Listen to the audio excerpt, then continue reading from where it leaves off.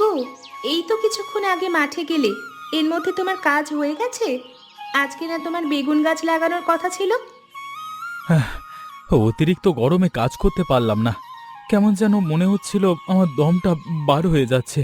তবে আজকে ঝড় বৃষ্টি হবে মনে হচ্ছে। হ্যাঁ, এই আর এক চিন্তা, ঝড় বৃষ্টি হলে ঘরের চাল তো উড়ে যাওয়ার ভয় থাকে।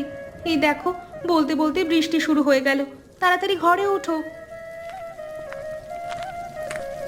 আমার আমার ছাগলটা সকালে মাঠে বেঁধে রেখে এসেছিলাম, এনেছো?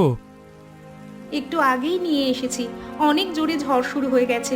ঘরটা কেমন দুলছে, যে কোনো সময় ভেঙে যেতে পারে। হাতে কিছু টাকা পয়সা জমলে নতুন করে একটা ঘর তুলতাম। টুকটাক যা আয় হয় সব খরচ হয়ে যায়। আমি তোমাকে একটা কথা বলতে চাই। আমার কথা শুনে তুমি পাগল ভাবতে পারো। কানাপুকুর পাড়ে একটা পুরনো আমলের বাড়ি আছে না, ওই বাড়ির সামনে একটা মোটা বট গাছ আছে। আমরা যদি ওই গাছের ভেতর 4 তলা বাড়ি করি তাহলে কেমন হয়? তোমার মাথা ঠিক আছে তো? তুমি কি জানো ওদিকে কেউ যায় না? রাত হলে নাকি পুরনো ওই বাড়ির ভেতর থেকে কান্নার আওয়াজ আসে। হ্যাঁ, ধুর, আমার বিশ্বাস হয় না। তুমি কি নিজের কানে কখনো শুনেছো? আমি নিজে কানে শুনিনি, তবে লোক মুখে শুনেছি। অনেক বছর আগের বাড়ি। এই এলাকায় জমিদারের বাড়ি ছিল, পুকুরটা ওনার।